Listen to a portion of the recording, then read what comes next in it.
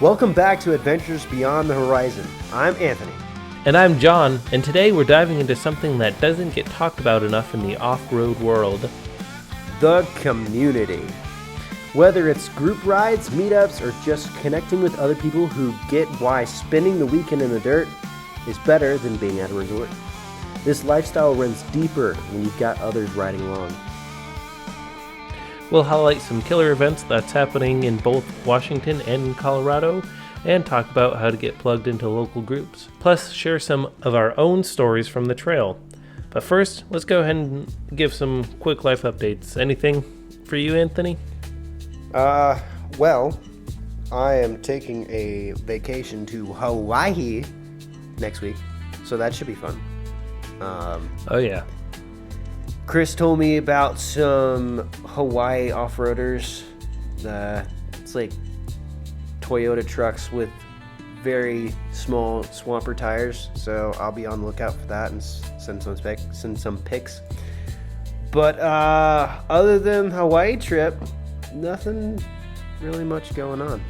What about you? I heard you went on an adventure recently.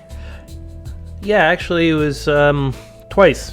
I went up there twice. I went up to the place I was talking about a couple episodes ago. It was called Yellow Jacket Creek. The first time I just went with my wife, Olivia. We had a grand old time. It was a lot of fun. First night, we went on a Saturday into a Sunday, so the Saturday was kind of a bit wet, like the normal Washington. But by the time we were setting up the campfire and all that, the rain had stopped. So we were able to dry out before going to bed, and the tent wasn't wet, so we were all good there.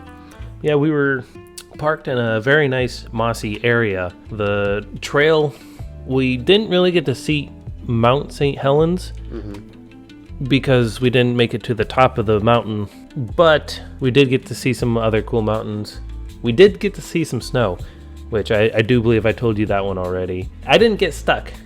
I'm surprised with the skinny and not really great tires you have on that thing. Okay, let me rephrase. I didn't get stuck that I wasn't able to get out easily. Well, you had your traction boards at least, right? Yeah, I had those, but I didn't even have to use them. It's funny enough. I was backing up, and then for some reason I just stopped. Oh, I think it's because, Olivia, she decided to start running up on the truck, like pretending to push it. And then I stopped because I thought she fell, but no, she didn't fall.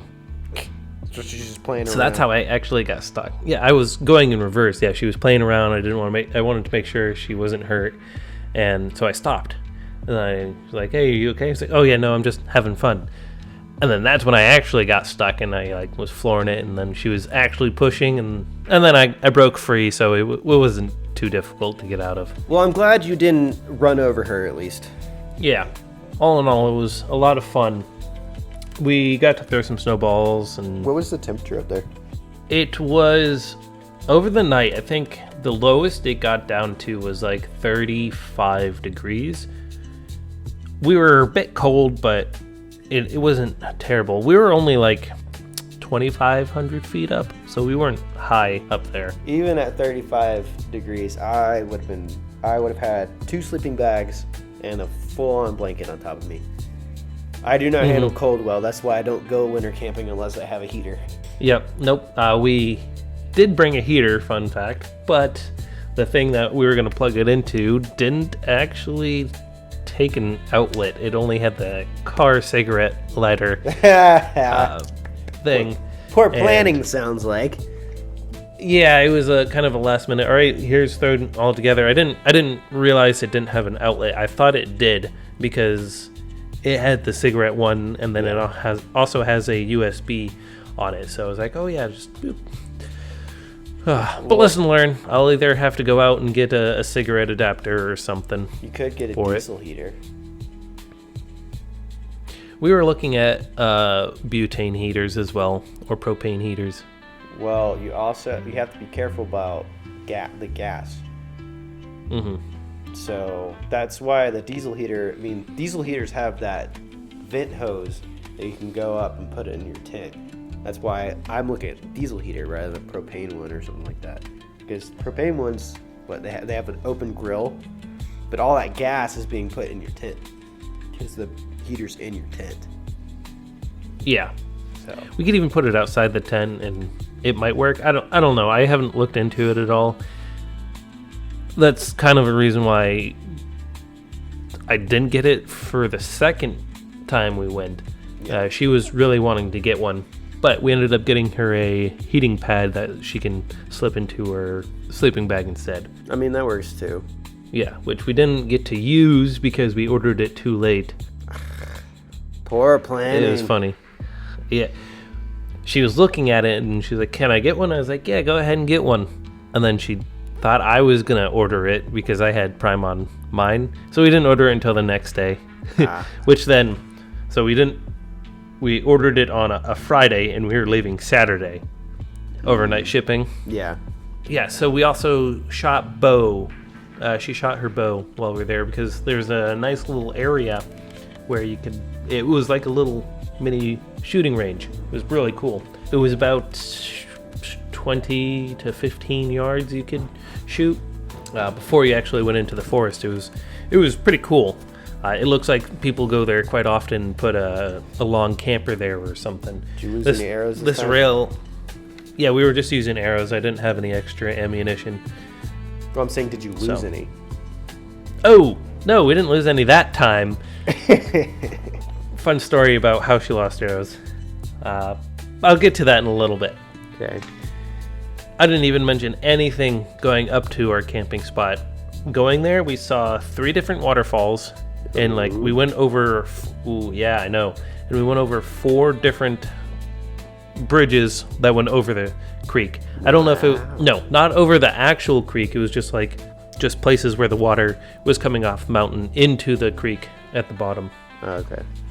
And usually when you think creek, you think kind of a small. It's borderline a river. It's pretty much a river. I don't know why they call it a creek. Yeah, I would just call it a river. Yeah, but it's called Yellow Jacket Creek, so I know, it's weird. What would the technical definition of a creek be, if that's the case? I don't know. The first waterfall we stopped at, it was really beautiful because we looked over the side of the mountain and we could see the waterfall underneath us. And then if we turned around on the other side of the road, there was a nice little like a foothill or like stepping waterfall. And then off in the distance, you can actually see a pretty large one. We didn't go explore it that time because it was kind of chilly and slightly rainy, so we just roamed around that area for a little bit. Mm-hmm. There were 2 sides that you could stop on. So we stopped on both sides, and the first one, that's where we stopped and looked at the waterfalls, but the second one was actually overlooking the mountain range, which was very pretty. It was like very open. Nice. Okay, so I do have the definition of creek versus a river. A creek is smaller, shallower watercourse that often serves as a tributary to a river, while a river is larger, deeper body of water that flows towards oceans, seas, and can have multiple branches of tributaries. So in other words, it's just a stream that leads to a river that leads to an ocean. So it's just whatever comes first. I think it led to a lake. So by definition, creek. Yeah. So essentially a smaller water course that leads to a larger water body. Okay. But I've seen rivers smaller than this, so that's why I was like, it's weird. That's why I'm saying it's more of the placement that matters. Mm-hmm. So, yeah. We didn't actually look over the cliff because Henry was being a wild maniac, and every time we'd stand by the cliff, he would come run up next to us and hit our legs, and we're like, okay, nope, we're not doing this. Well, considering he almost jumped off of one last time, I don't necessarily trust Henry around any cliff at all. To be fair, he didn't try to jump. He was going to walk off. He was about to go off of it either way. Uh-huh. Yep. But yeah, that pretty much sums up. Actually, it doesn't. I didn't actually tell a story about actually going down to explore the creek at our campsite. So behind the campsite, which was actually a pretty large campsite, I can go ahead and post pictures as well, and as well as a video if anybody wants me to. And in the back, there's a very steep hill, kinda easy, kinda hard to climb. But it led to the creek, and it was a lot of river rocks, that kind of like bed. There wasn't no sand, but Yeah. I think if we went there during the summertime, I think it would be a nice place to swim, or at least go tubing for a little bit, like attach yourself to a rope and then float down the creek a little bit. Yeah. Yeah, that'd be cool. A separate question, this is completely off topic, but when does summer really start for y'all? Here in Washington, summer kind of starts when like the rain just stops. So we're kind of in, I know it's a weird thing to say, but Yeah. during the summer it doesn't really rain, which is heavenly. Like this weekend where we're supposed to go, we're going camping again this weekend, but instead of for overnight, we're gonna go for a 2-nighter. I'm kind of excited. I didn't pick the spot this time, but it's gonna be right there on the lake. So I wish I could go camping, but you know what? My mountains are full of snow right now, and I can't go anywhere, and I don't feel like freezing my butt off every time I go camping, so I gotta wait another month and a half. SLB. Sorry. What? SOL. SOB? No, I said SLB. What the hell does that mean? Suck my left ball. Stupid. Jeez. Well, yeah. There's good parts about Colorado and there's bad parts. Bad part is we have a late start to our camping time. It sucks. So yeah, we're excited to go camping again. Now talking about the second weekend, I finally got a bunch of my buddies to go out with me this time. It was a total of 6 of us. I think we planned for like 9 of us to go, but 3 of them obviously didn't make it. The campsite was pretty large. We brought 3 vehicles, and we could have fit like 6 more vehicles in this area, right? The road that led up to the trail, we could put like 3 more vehicles there, and then if we decide to get rid of our shooting range, we could fit like 2 more vehicles back there too. So okay. So it was a pretty big spot, huh? yeah, and then there's still plenty of places to put tents as well. Man, I wish I could go with you. I really do.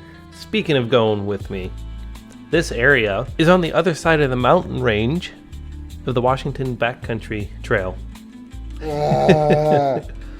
Killing me. which I found today while looking at it. I was trying to find a new spot to go camp in, but Zane, he was the one who found it already. The weather's supposed to be nice over there, so we're just going to go there. But I was looking at it, and it's only rated as a 3, which is the same as what I just went on. So the Maverick would be able to do it. There are probably some trails off of it that are higher. I would take a look at the videos before you say that. So it does say a high clearance 4x4 is preferred. But it's probably because, right, there are some trails where it would be kind of difficult if you didn't. But I think the Maverick can do it. I think the Maverick would be able to do it if I got a lift and tires for it. I still think you should look at some videos, because the video I saw, it got pretty gnarly. There are 4 sections to it. Oh, there's 4 sections? Okay. I found, and the one I'm talking about is was right beside section 1. Okay. So, Well, the section 1 is 117 miles. Well, either way, I don't think you're going to get a lift and bigger tires before you leave. Correct. So, oh no, I guess I have to come back to Washington on a vacation. Drive across country just to do the trail. That's like a 2-weeker thing. Yeah. That is definitely a 2-weeker thing. Like, you'd have to meet me here and then we head that way. Yeah. I feel like it would be longer than 2 weeks. If we wanted to get the full thing out of it, yeah. We wouldn't probably do the full thing, but I mean, how long, just take our time. How long is all the sections combined? Oh, I didn't look at the other sections. I could only find section 1 and section 4 on there, but I did bookmark it, so if you give me a second. You are being given seconds. Section 4 is 52 miles. High point 5,000 feet, low point 900 feet. Wow, that's accessible by... Jeez. It's a full width road. So... What's the difficulty on it? It's a 3. It says easy. It was the same as the road that I was just on. Easy. And then section 1, distance 117 miles. Holy crap. High point 4,000 feet. 535 for the low. Elevation gain, it says 14,000 feet. Elevation loss, 14,000 feet. Wow. You don't know how that works. However, there are a bunch of side trips on that one as well. That's why I'm saying it would definitely be it. Yeah, longer. I agree. I don't even know if I can get that much time off. Either way, it would be cool to do though. Yeah. Yeah, so there was one trail that I was looking at, and it's called Big Lava Bed Trail. Big Lava Bed Trail. That's a weird one. Mm-hmm. And then, this is the first photo. It's a interesting waterfall. I'm not seeing a photo, but... Oh, sorry. Hold on. That's cool. I've always liked Washington's forests. Like, they're just so green and lush. I really liked it. But here we get pine trees and dirt and open space, what we get in Colorado. Mm-hmm. But we get really, really high mountains.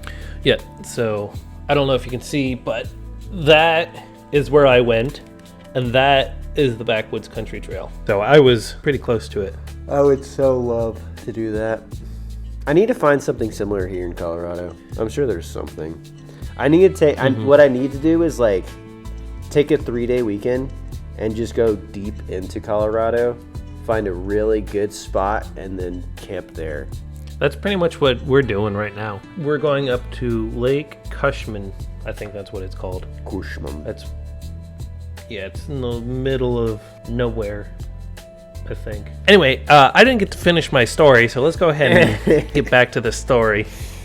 So, we're drinking, we're having a good time. We show them everywhere, and I think somebody ended up breaking a toe. What? Yeah. Oh, we don't know how he managed to do it. He liked to roam around barefoot.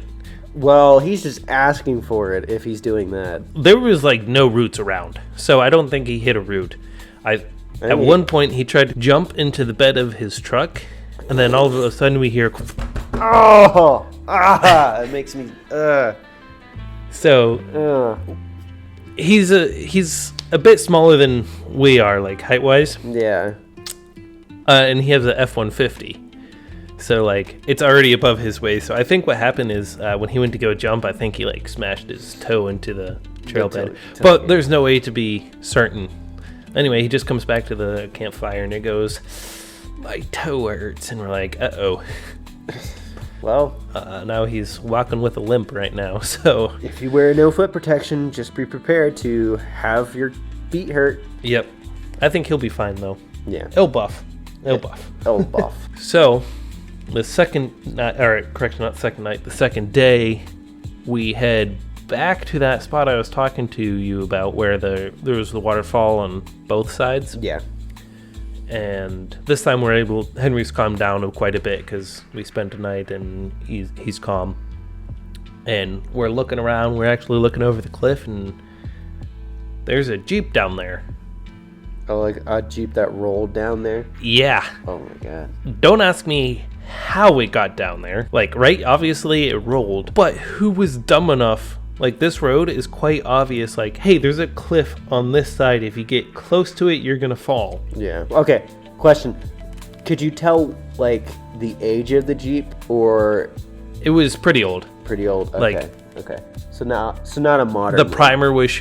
Yeah, it was... The primer was showing, and there was rust... Or not... We couldn't see rust on it because we were too far. Mm-hmm. But we also saw, like, the bare metal. Ah, okay. So...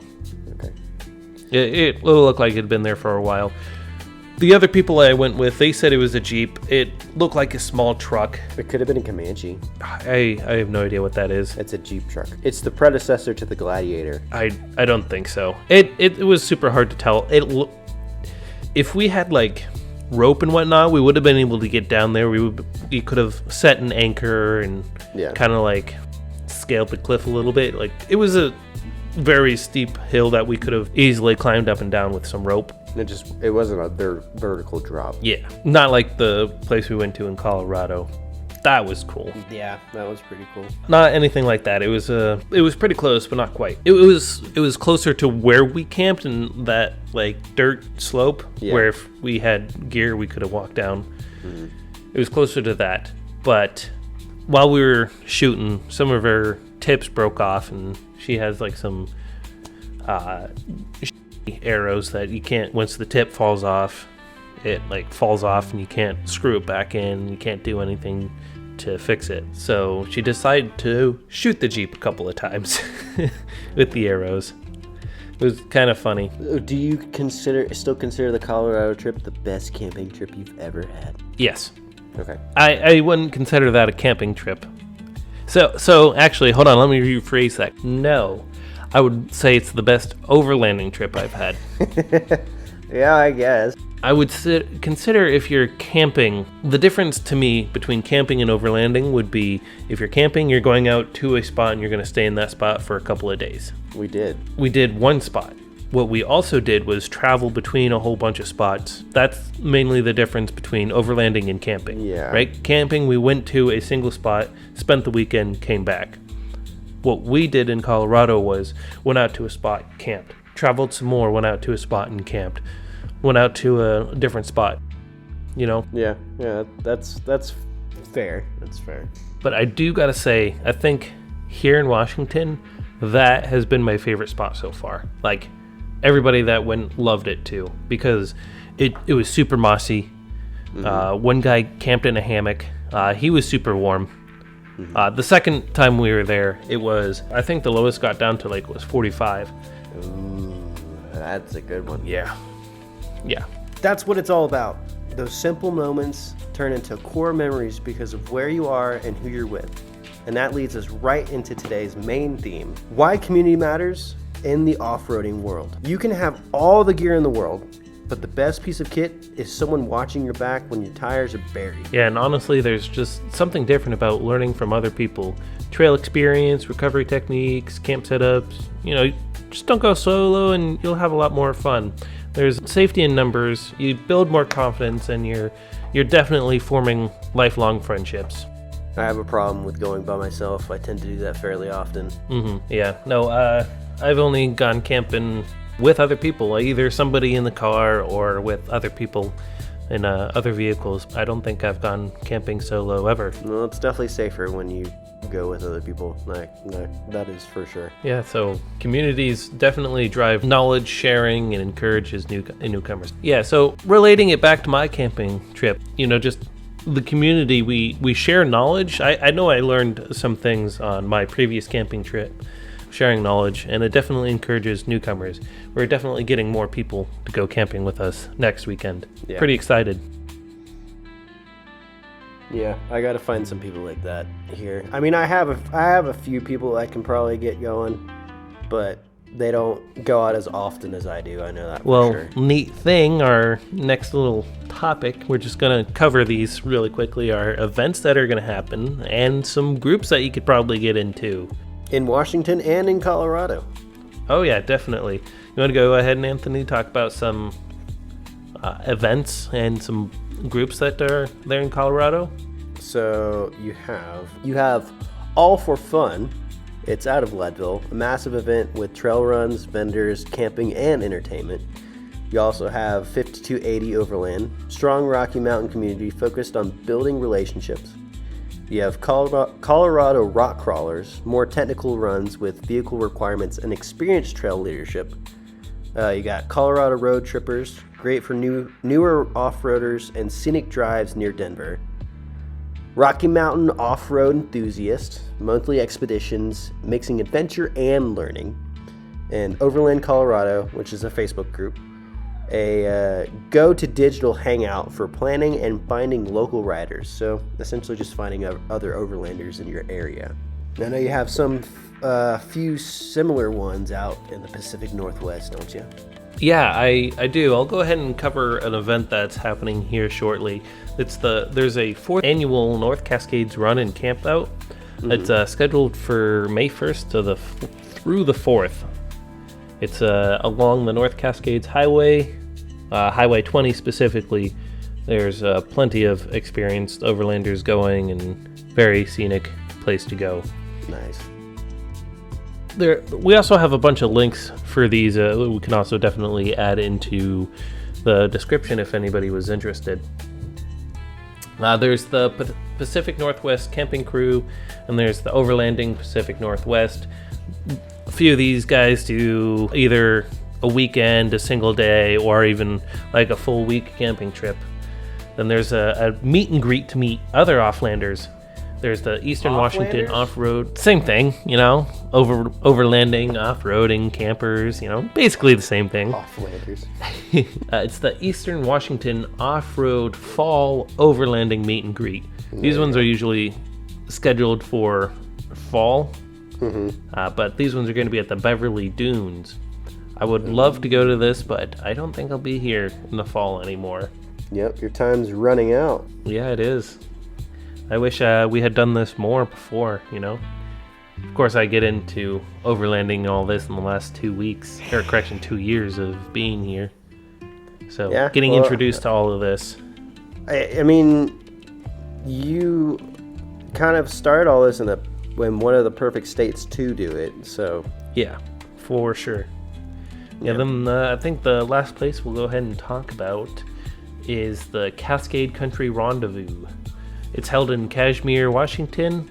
This rally is organized by the Washington State BMW Riders Club, and it is noted of being one of the oldest in the Pacific Northwest. Yeah, so that's all we have for today for the events and some groups. We'll just go ahead and, like I said, put it in the description. If you're not sure where to start, check Meetup, Facebook. There are local 4x4 shops, off-road shops.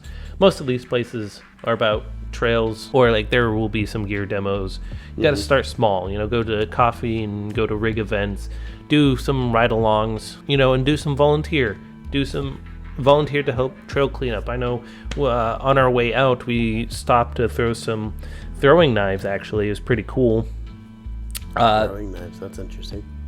Yeah, we picked some up. Olivia used to do it, and I found some, so we bought them for her, and it was a lot of fun. But the place that we stopped, there was trash everywhere. It was buried underneath a soft layer of leaves. So we're okay. And so we cleaned up most of it, but there's way too much. We would have spent all day cleaning it up. So we grabbed what we could. At least you left it better than you found it. Exactly. And then share what you have to offer: tools, tips, and a sense of humor. That was so cheesy. That's my favorite kind of humor. Cheesy. It's like pizza, God, that was even worse. Sorry. And then Chris also talked about this. I don't remember if it was in the episode or not, but he also talked about trail etiquette. Don't be afraid to ask questions. So we will definitely have a separate episode about trail etiquette. We are toying with the idea of doing a video format. Mostly it'd be for the YouTube portion. So if you want to see that kind of stuff, subscribe to our YouTube channel. Our podcast episodes are also there. So if you're from YouTube, welcome. But yeah, you'll be seeing more content from us, especially during the summer, since we're going to be out on the trail more often. Yes. I'm excited. I am too. Also, at some point, maybe merch as well. I know we're both looking into getting vinyls or something, a bumper sticker, something to label our trucks. So Yeah. be on the lookout for us as well. Yeah. You might find us out in the wild, beyond the horizon. That was still very cheesy. We are still a very small podcast, and we're still learning how to do this and trying to perfect it and everything, but we are big dreamers, and we know that we'll get there eventually. Yeah, I mean, if you want to see how our progress goes, just follow us and stay in the group. All right, well, that's it for this episode of Adventure Beyond the Horizon. Today was all about the people behind the rig. Yeah, whether you're crawling up Saddle Mountain or camping in Leadville, this lifestyle just hits different when you're surrounded by like-minded people. If there's an event you think we should check out, or you've got a killer meetup story, hit us up. We'd love to share it on the show. And if you've been thinking about joining a group but haven't yet, do it. Your next favorite trail buddy might be waiting for the next campfire. Until next time, keep your tires on the trail. And we'll see you beyond the horizon. Peace. Out.